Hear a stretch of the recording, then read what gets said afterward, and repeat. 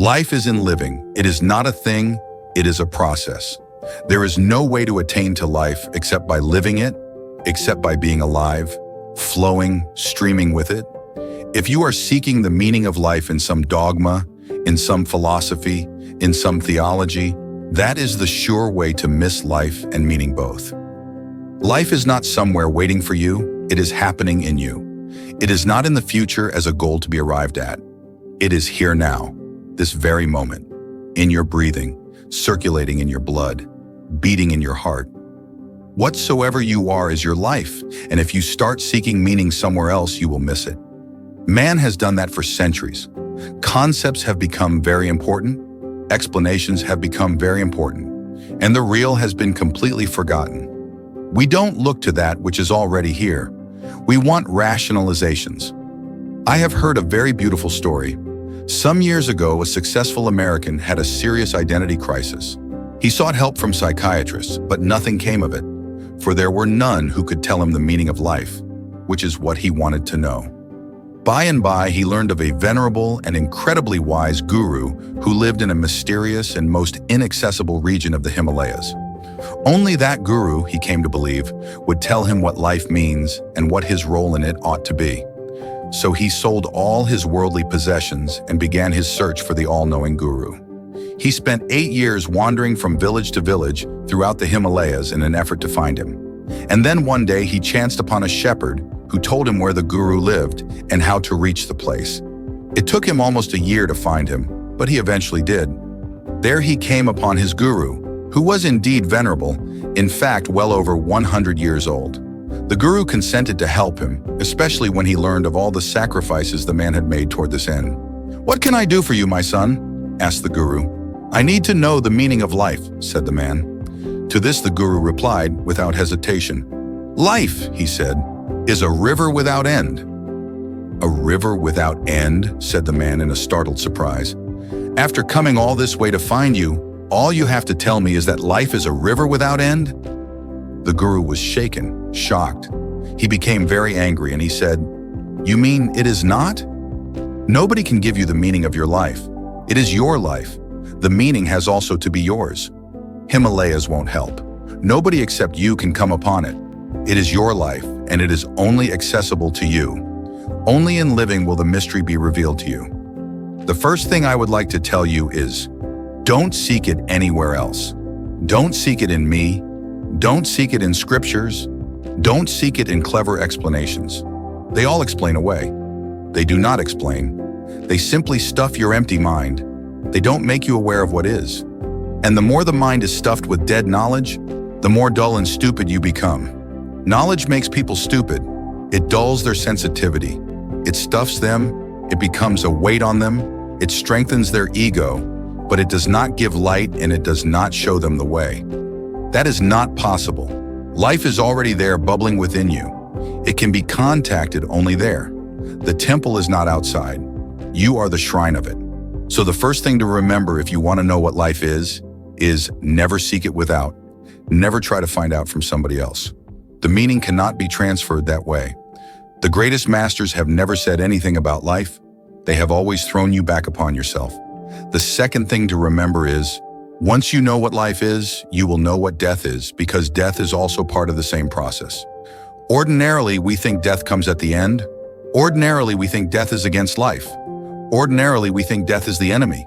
Death is not the enemy.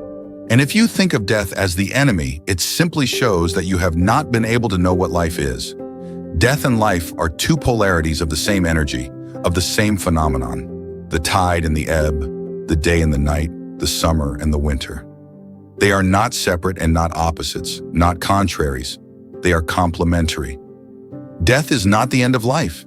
In fact, it is a completion of one life, the crescendo of one life, the climax, the finale.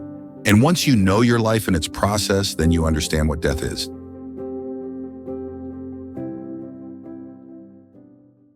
Death is an organic, integral part of life, and it is very friendly to life. Without it, life cannot exist. Life exists because of death. Death gives the background. Death is, in fact, a process of renewal. And death also happens each moment, as life happens, because the renewal is needed each moment. The moment you breathe in and the moment you breathe out, both happen. Breathing in, life happens. Breathing out, death happens. That's why when a child is born, the first thing he does is breathe in, then life starts. And when an old man is dying, the last thing he does is breathe out. Then life departs. Breathing out is death. Breathing in is life. And both are like two wheels of a bullock cart. You live by breathing in as much as you live by breathing out. The breathing out is part of breathing in. You cannot breathe in if you stop breathing out. You cannot live if you stop dying. The man who has understood what his life is allows death to happen. He welcomes it. He dies each moment, and each moment he is resurrected. His cross and his resurrection are continuously happening as a process. He dies to the past each moment, and he is born again and again into the future. If you look into life, you will be able to know what death is. If you understand what death is, only then are you able to understand what life is. They are organic. Ordinarily, out of fear, we have created a division. We think that life is good and death is bad. We think that life has to be desired and death is to be avoided. We think somehow we have to protect ourselves against death. This absurd idea creates endless miseries in our lives because a person who protects himself against death becomes incapable of living. He is the person who is afraid of exhaling. Then he cannot inhale. Then he is stuck. Then he simply drags. His life is no longer a flow. His life is no more a river. If you really want to live, you have to be ready to die. Who is afraid of death in you? Is life afraid of death? It is not possible. How can life be afraid of its own integral process? Something else is afraid in you. The ego is afraid in you. Life and death are not opposites. Ego and death are opposites. Life and death are not opposites. Ego and life are opposites. Ego is against both life and death. The ego is afraid to live, and the ego is afraid to die. It is afraid to live because each effort, each step toward life, brings death closer. If you live, you are coming closer to dying. The ego is afraid to die, hence it is afraid to live also. The ego simply drags. There are many people who are neither alive nor dead. This is worse than anything. A man who is fully alive is full of death also. That is the meaning of Jesus on the cross. Jesus carrying his own cross has not really been understood, and he says to his disciples, "You will have to carry your own cross." The meaning of Jesus carrying his own cross is very simple. Nothing but this. Everybody has to carry his death continuously. Everybody has to die each moment. Everybody has to be on the cross, because that is the only way to live fully, totally. Whenever you come to a total moment of aliveness, suddenly you will see death there also. In love it happens. In love, life comes to a climax, hence people are afraid of love. I have been continually surprised by people who come to me and say they are afraid of love. What is the fear of love? Because when you really love somebody, your ego starts slipping and melting. You cannot love with the ego. The ego becomes a barrier.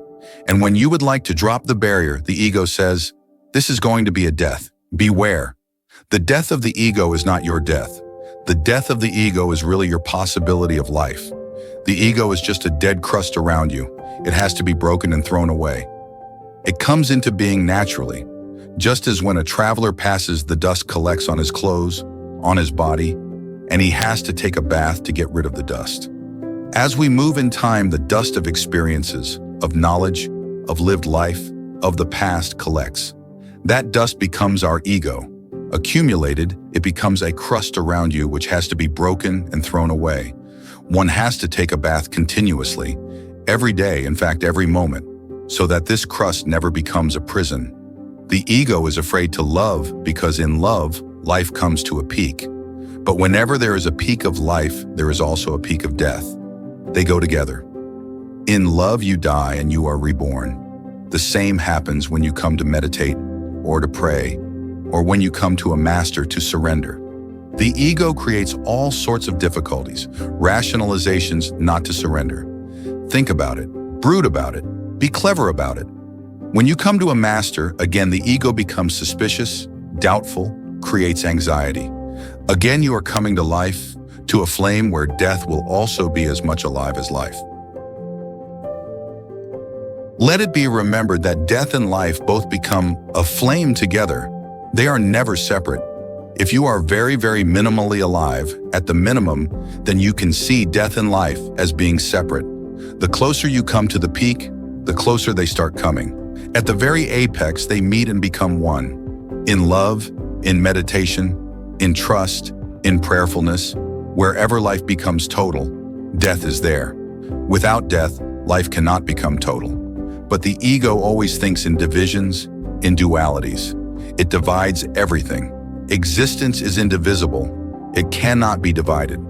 You were a child, then you became young. Can you demark the line when you became young? Can you demark the point in time where suddenly you were no longer a child and you had become young? One day you became old. Can you demark the line when you became old? Processes cannot be demarked. Exactly the same happens when you are born. Can you demark when you are born? When life really starts? Does it start when the child starts breathing? The doctor spanks the child and the child starts breathing? Then life is born? Or is it when the child got into the womb, the mother became pregnant, the child was conceived? Did life start then? Or even before that? When does life exactly start? It is a process of no ending and no beginning. It never starts. When is a person dead? When the breathing stops. Many yogis have now proved it on scientific grounds that they can stop breathing and they are still alive, and they can come back. So the stopping of the breathing cannot be the end. Where does life end? It never ends anywhere. It never begins anywhere. We are involved in eternity. We have been here since the very beginning, if there was any beginning, and we are going to be here to the very end, if there is going to be any end. In fact, there cannot be any beginning, and there cannot be any end. We are life. Forms change. Bodies change. Minds change. What we call life is just an identification with a certain body, with a certain mind, with a certain attitude. And what we call death is nothing but getting out of that form, out of that body, out of that concept. You change houses. If you get too identified with one house, then changing the house will be very painful. You will think that you are dying because the old house was what you were. That was your identity. But this doesn't happen because you know that you are only changing the house. You remain the same. Those who have looked within themselves, those who have found who they are, come to know an eternal, non-ending process. Life is a process, timeless, beyond time. Death is part of it. Death is a continuous revival, a help to life to resurrect again and again, a help to life to get rid of old forms, to get rid of dilapidated buildings, to get rid of old confining structures so that again you can flow, and you can again become fresh and young, and you can again become virgin. I have heard a man was browsing through an antique shop near Mount Vernon and ran across a rather ancient-looking axe. "That's a mighty old axe you have there," he said to the shop owner. "Yes," said the man. "It once belonged to George Washington." "Really?" said the customer. "It certainly stood up well." "Of course," said the antique dealer. "It has had 3 new handles and 2 new heads." But that's how life is. It goes on changing handles and heads.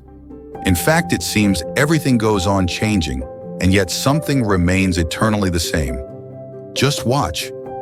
You were a child. What has remained of that now? Just a memory. Your body has changed. Your mind has changed. Your identity has changed. What has remained of your childhood? Nothing has remained, just a memory. You cannot even make a distinction between whether it really happened, or you had seen a dream, or you had read it in a book, or somebody has told you about it, whether the childhood was yours or somebody else's. Sometimes have a look at an album of old photographs. Just see, this was you. You will not be able to believe it. You have changed so much. In fact, everything has changed. Handles and heads and everything has changed. And still, deep down, somewhere, something remains a continuity. A witnessing remains continuous. There is a thread, howsoever invisible. Everything goes on changing. That invisible thread remains the same. That thread is beyond life and death. Life and death are two wings for that which is beyond life and death. That which is beyond goes on using life and death as two wheels of a cart, complementaries. It lives through life, it lives through death. Death and life are its processes, like inhalation, exhalation. But something in you is transcendental. That art thou, that is transcendental. But we are too identified with the form that creates the ego. That's what we call I. Of course, the I has to die many times. It is constantly in fear, trembling, shaking, always afraid, protecting, securing. A Sufi mystic knocked at the door of a very rich man. He was a beggar, and he wanted just enough so that he could have his meal. The rich man shouted at him and said, "Nobody knows you here." "But I know myself," said the dervish. "How sad it would be if the reverse were true. If everybody knew me, and I was not aware of who I am, how sad it would be. Yes, you are right, nobody knows me here, but I know myself." These are the only two situations possible, and you are in the sad situation. Everybody may be knowing about you, who you are, but you yourself are completely oblivious of your transcendence, of your real nature, of your authentic being. This is the only sadness in life. You can find many excuses, but the real sadness is this. You don't know who you are. How can a person be happy not knowing who he is, not knowing from where he is coming, not knowing where he is going? Then 1,001 problems arise because of this basic self-ignorance. A bunch of ants came out of the darkness of their underground nest in search of food. It was early in the morning. The ants happened to pass by a plant whose leaves were covered with morning dew.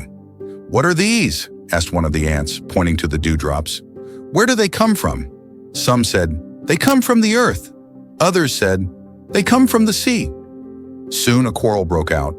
There was a group who adhered to the sea theory and a group who attached themselves to the earth theory. Only one, a wise and intelligent ant, stood alone.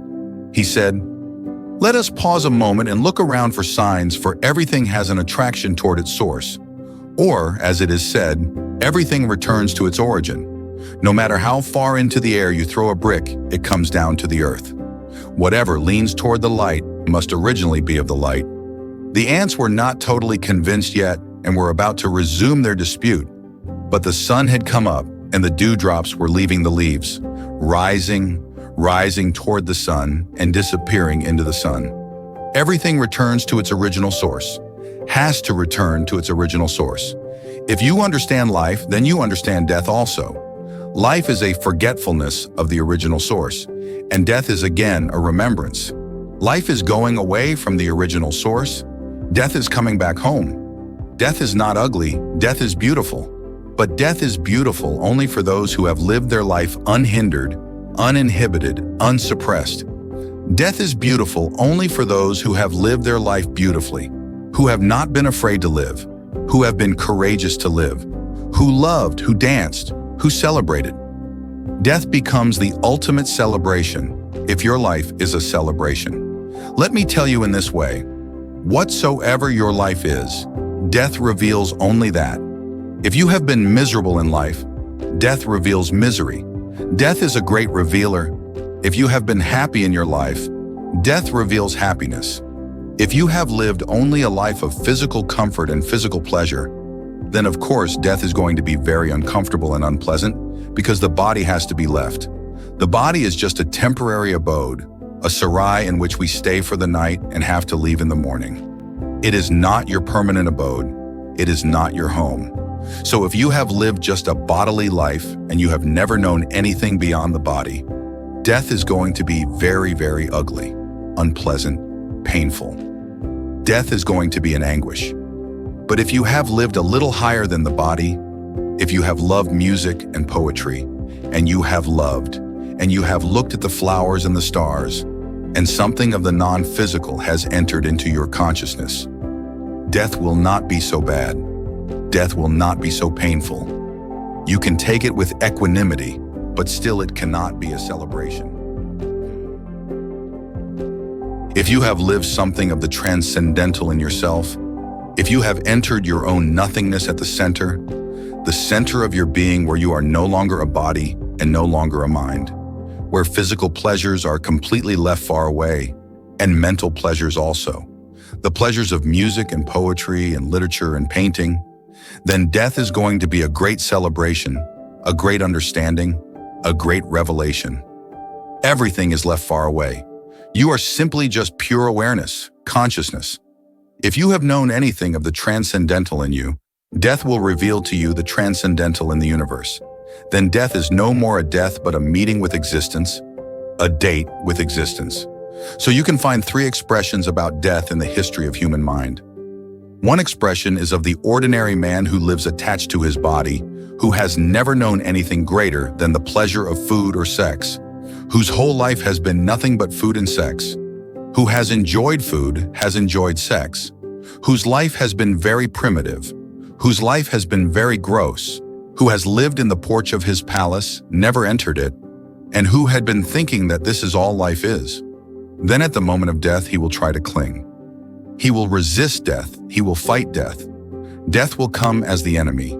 Hence, all over the world, in all societies, death is depicted as dark, as devilish. In India, they say the messenger of death is very ugly, dark, black, and comes sitting on a very big, ugly buffalo. This is the ordinary attitude. These people missed. They have not been able to know all the dimensions of life. They have not been able to touch the depth of life, and they have not been able to fly to the height of life. They missed the plenitude. They missed the benediction. Then there is a second type of expression. Poets, philosophers have sometimes said that death is nothing bad, death is nothing evil, it is just restful. A great rest, like sleep. This is better than the first. At least these people have known something beyond the body. They have known something of the mind. They have not had only food and sex. Their whole life has not been only in eating and reproducing. They have a little sophistication of the soul.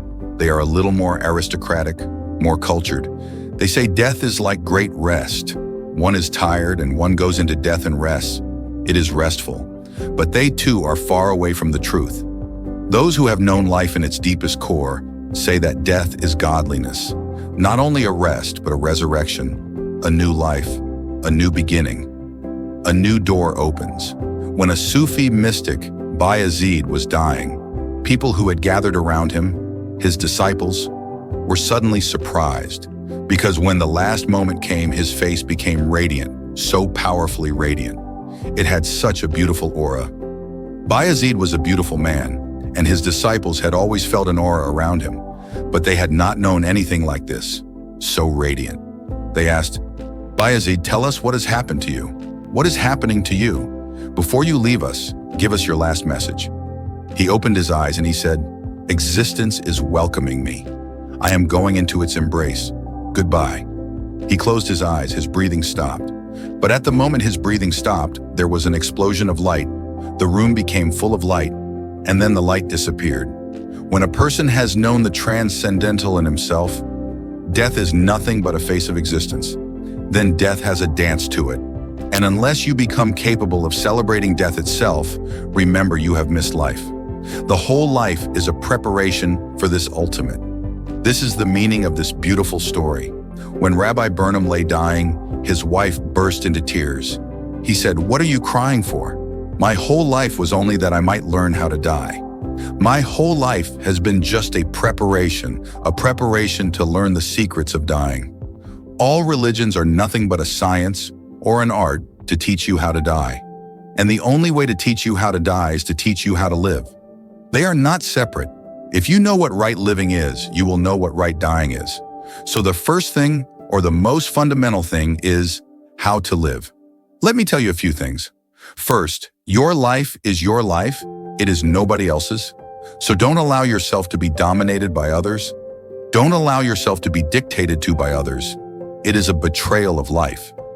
If you allow yourself to be dictated to by others, maybe your parents, your society, your education system, your politicians, your priests, whosoever they are, if you allow yourself to be dominated by others, you will miss your life. Because the domination comes from outside and life is within you. They never meet.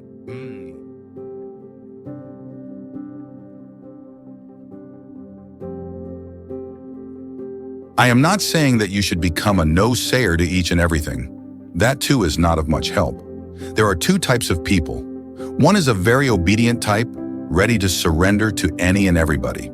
They don't have any independent soul in them. They are immature, childish, always searching for a father figure, for somebody to tell them what to do and what not to do. They are not able to trust their own being. These people are the greater part of the world, the masses. Then there are, against these people, a small minority who reject society, who reject the values of the society. They think they are rebellious. They are not. They are only reactionaries. Because whether you listen to society or you reject society, if society remains in either way the determining factor, then you are dominated by the society. Let me tell you an anecdote. Once Mullah Nasruddin had been away for a while and arrived back in town wearing a long beard. His friends naturally kidded him about the beard and asked him how he happened to acquire the fur piece. The mullah with the beard began to complain and curse the thing in no uncertain terms. His friends were amazed at the way he talked and asked him why he continued to wear the beard if he did not like it. "I hate the blasted thing," the mullah told them. "If you hate it, then why don't you shave it off and get rid of it?" one of his friends asked. A devilish gleam shone in the eyes of the mullah as he answered, "Because my wife hates it too." But that does not make you free. The hippies, the yippies, and others, they are not really rebellious people. They are reactionaries. They have reacted against the society. A few are obedient, a few are disobedient, but the center of domination is the same. A few obey, a few disobey, but nobody looks at his own soul. A really rebellious person is one who is neither for society nor against society, who simply lives his life according to his own understanding. Whether it goes against society or it goes with society is not a consideration. It is irrelevant. Sometimes it may go with the society, sometimes it may not go with the society, but that is not the point to be considered. He lives according to his understanding, according to his small light. And I am not saying that he becomes very egoistic about it. No, he is very humble. He knows that his light is very small, but that is all the light that there is. He knows that he may be wrong. He is not adamant, he's very humble. He says, "I may be wrong, but please allow me to be wrong according to myself." That is the only way to learn. To commit mistakes is the only way to learn. To move according to one's own understanding is the only way to grow and become mature. If you are always looking at somebody to dictate, whether you obey or disobey makes no difference. If you are looking at somebody else to dictate and then you will decide for or against, you will never be able to know what your life is. It has to be lived, and you have to follow your own small light. It is not always certain what to do. You are very confused. Let it be so. But find a way out of your confusion. It is very cheap and easy to listen to others because they can hand over dead dogmas to you. They can give you commandments. Do this. Don't do that. And they are very certain about their commandments. Certainty should not be sought. Understanding should be sought. If you are seeking certainty, you will become a victim of some trap or other. Don't seek certainty, seek understanding. Certainty can be given to you cheap. Anybody can give it to you. But in the final analysis, you will be a loser. You lost your life just to remain secure and certain. And life is not certain. Life is not secure. Life is insecurity. Each moment is a move into more and more insecurity. It is a gamble. One never knows what is going to happen, and it is beautiful that one never knows. If it was predictable, life would not be worth living. If everything was as you would like it and everything was certain, you would not be a man at all. You would be a machine. Only for machines, everything is secure and certain. Man lives in freedom. Freedom needs insecurity and uncertainty. A real man of intelligence is always hesitant because he has no dogma to rely upon, to lean upon. He has to look and respond. Lao Tzu says, "I am hesitant and I move alertly in life because I don't know what is going to happen, and I don't have any principle to follow. I have to decide every moment. I never decide beforehand. I have to decide when the moment has come." Then one has to be very responsive. That's what responsibility is. Responsibility is not an obligation. Responsibility is not a duty. It is a capacity to respond. A man who wants to know what life is has to be responsive. That is missing. Centuries of conditioning have made you more like machines. You have lost your manhood. You have bargained for security. You are secure and comfortable, and everything has been planned by others. And they have put everything on the map. They have measured everything. This is all absolutely foolish because life cannot be measured. It is immeasurable. And no map is possible because life is in constant flux. Everything goes on changing. Nothing except change is permanent. Says Heraclitus, you cannot step in the same river twice. And the ways of life are very zigzag. The ways of life are not like the tracks of a railway train. No, it does not run on tracks. And that's the beauty of it, the glory of it, the poetry of it, the music of it, that it is always a surprise. If you are seeking for security, certainty, your eyes will become closed and you will be less and less surprised, and you will lose the capacity to wonder. Once you lose the capacity to wonder, you have lost religion. Religion is the opening of your wondering heart. Religion is a receptivity for the mysterious that surrounds us. Don't seek security. Don't seek advice on how to live your life. You are not interested in knowing what life is. You are more interested in making a fixed pattern. You are more interested in killing life than in living it. You want a discipline to be imposed on you. There are, of course, priests and politicians all over the world who are ready, just sitting waiting for you. Come to them and they are ready to impose their disciplines on you. They enjoy the power that comes through imposing their own ideas upon others. I'm not here for that. I am here to help you to become free. And when I say that I am here to help you to become free, I am included. I am to help you to become free of me also. My sannyas is a very paradoxical thing. You surrender to me in order to become free. I accept you and initiate you into sannyas to help you to become absolutely free of every dogma, of every scripture, of every philosophy, and I am included in it. Sannyas is as paradoxical as life itself is. It should be. Then it is alive. So the first thing is, don't ask anybody how you should live your life. Life is so precious. Live it. I am not saying that you will not make mistakes. You will. Remember only one thing. Don't make the same mistake again and again. That's enough. If you can find a new mistake every day, make it. But don't repeat mistakes. That is foolish. A man who can find new mistakes to make will be growing continuously. That is the only way to learn. That is the only way to come to your own inner light, I have heard. One night the poet, Ohadi of Kerman, a very great Muslim poet, was sitting on his porch bent over a vessel. Shams-e Tabrizi, a great Sufi mystic, happened to pass by. Shams-e Tabrizi looked at the poet, at what he was doing. He asked the poet, "What are you doing?" The poet said, "Contemplating the moon in a bowl of water." Shams-e Tabrizi started laughing, with an uproarious laughter, a mad laughter. The poet started feeling uncomfortable. A crowd gathered, and the poet said, "What is the matter? Why are you laughing so much? Why are you ridiculing me?" Shams-e Tabrizi said, "Unless you have broken your neck, why don't you look directly at the moon in the sky? The moon is there. The full moon is there." And this poet was sitting with a bowl of water and looking into the bowl of water at the reflection of the moon. Seeking truth in scriptures, seeking truth in philosophies is looking at the reflection. If you ask somebody else how you should live your life, you are asking for misguidance, because that man can only talk about his own life. And never, never are two lives the same. Whatsoever he can say or impart to you will be about his own life, and that too only if he has lived. He may have asked somebody else. He may have followed somebody else. He may have been an imitator himself. Then it is a reflection of a reflection. And centuries pass and people go on reflecting the reflection of the reflection of the reflection. And the real moon is always there in the sky waiting for you. It is your moon. It is your sky. Look directly. Be immediate about it. Why borrow my eyes or anybody else's eyes? You have been given eyes, beautiful eyes to see, and to see directly.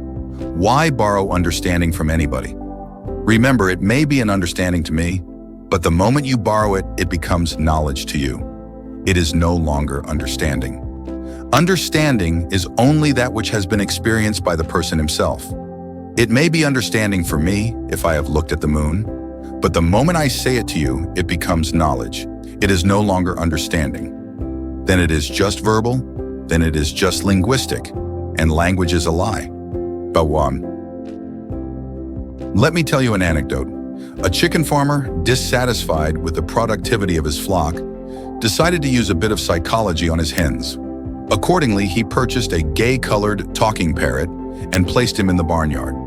Sure enough, the hens took to the handsome stranger immediately, pointed out the best tidbits for him to eat with joyous clucks, and generally followed him around like a bevy of teenage girls following a new singing star sensation. To the delight of the farmer, even their egg-laying capacities improved. The barnyard rooster, naturally jealous of being ignored by his harem, set upon the attractive interloper, assailed him with beak and claws, pulling out one green or red feather after the other, whereupon the intimidated parrot cried out in trepidation, "Desist, sir! I beg of you, desist! After all, I am only here in the capacity of a language professor." Many people live their lives as language professors. That is the falsest kind of life. Reality needs no language. It is available to you on a nonverbal level. The moon is there. It needs no bowl and no water. It needs no other medium. You just have to look at it. It is a nonverbal communication. The whole of life is available. You just have to learn how to communicate with it nonverbally. That's what meditation is all about. To be in such a space where language does not interfere, where learned concepts don't come between you and the real. When you love a woman, don't be bothered about what others have said about love, because that is going to be an interference. You love the woman, the love is there. Forget all that you have learned about love. Forget all Kinseys, forget all Masters and Johnsons. Forget all Freuds and Jungs. Please don't become a language professor. Just love the woman and let love be there. And let love lead you and guide you into its innermost secrets, into its mysteries. Then you will be able to know what love is. What others say about meditation is meaningless. Once Osho came upon a book about meditation written by a Jaina saint. It was really beautiful, but there were a few places by which Osho could see that the man had never meditated himself. Otherwise, those places could not be there. But they were very few and far between. The book on the whole, almost 99%, was perfect. Osho loved the book. Then Osho forgot about it. For 10 years, Osho wandered around the country. Once in a village of Rajasthan, that saint came to meet Osho. His name looked familiar, and suddenly Osho remembered the book. And Osho asked the saint why he had come to him. He said, "I have come to you to know what meditation is." Osho said, "I remember your book. I remember it very well because it really impressed me. Except for a few defects which showed that you have never meditated, the book was perfectly right, 99% right. And now you come here to learn about meditation. Have you never meditated?" He looked a little embarrassed because his disciples were also there. Osho said, "Be frank, because if you say you know meditation, then I am not going to talk about it." Then finished. "You know, there is no need. If you say to me frankly, at least be true once. If you say you have never meditated, only then can I help you toward meditation." It was a bargain, so he had to confess. He said, "Yes, I have never said it to anybody. I have read many books about meditation, all the old scriptures, and I have been teaching people. That's why I feel embarrassed before my disciples. I have been teaching meditation to thousands, and I have written books about it, but I have never meditated. You can write books about meditation and never come across the space that meditation is. You can become so efficient in verbalizing. You can become so clever in abstraction, in intellectual argumentativeness, and you can forget completely that all the time you have been involved in these intellectual activities has been a sheer waste." Osho asked the old man, "How long have you been interested in meditation?" He said, "My whole life." He was almost 70. He said, "When I was 20, I took sannyas. I became a Jaina monk, and those 50 years since then, I have been reading and thinking about meditation. 50 years of thinking and reading and writing about meditation, even guiding people into meditation, and he has not even tasted once what meditation is. And this is the case with millions of people. They talk about love. They know all the poetries about love, but they have never loved. Or even if they thought they were in love, they were never in love. That too was a heady thing. It was not of the heart. People live and go on missing life. it needs courage. It needs courage to be realistic. It needs courage to move with life wherever it leads. The paths are uncharted. There exists no map. One has to go into the unknown. Life can be understood only if you are ready to go into the unknown. If you cling to the known, you cling to the mind. And the mind is not life. Life is non-mental, non-intellectual, because life is total. Your totality has to be involved in it. You cannot just think about it. Thinking about life is not life. Beware of this about-ism. One goes on thinking about and about. There are people who think about God. There are people who think about life. There are people who think about love. There are people who think about this and that. Mullah Nasruddin became very old and he went to his doctor. He was looking very weak, so the doctor said, "I can say only one thing. You will have to cut your love life to half." The mullah said, "Okay, which half? Talking about it or thinking about it? That's all." Don't become a language professor. Don't become a parrot. Parrots are language professors. They live in words, concepts, theories, theologies, and life goes on passing, slipping out of their hands. Then one day suddenly they become afraid of death. When a person is afraid of death, know well that that person has missed life. If he has not missed life, there cannot be any fear of death.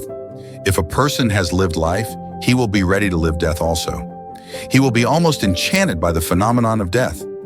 When Socrates was dying, he was so enchanted that his disciples could not understand what he was feeling so happy about.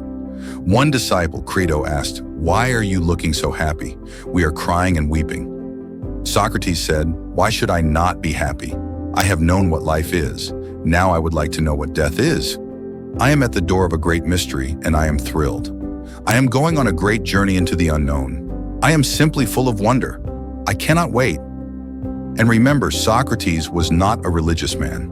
Socrates was not in any way a believer. Somebody asked, "Are you so certain that the soul will survive after death?" Socrates said, "I don't know." To say, "I don't know," is the greatest courage in the world. It is very difficult for the language professors to say, "I don't know." It is difficult for the parrots. Socrates was a very sincere and honest man. He said, "I don't know." Then the disciple asked, "Then why are you feeling so happy? If the soul does not survive, then?" Socrates said, "I have to see. If I survive, there can be no fear about it. If I don't survive, how can there be fear? If I don't survive, I don't survive. Then where is the fear? There is nobody there, so fear cannot exist. If I survive, I survive. There is no point in getting afraid about it. But I don't know exactly what is going to happen. That's why I am so full of wonder and ready to go into it. I don't know. To me, this is what a religious man should be. A religious man is not a Christian, or a Hindu, or a Buddhist, or a Mohammedan. All these are ways of knowledge. A Christian says, "I know," and his knowledge comes from the Christian dogmas. The Hindu says, "I also know," and his knowledge comes from the Vedas and the Gitas and his dogmas.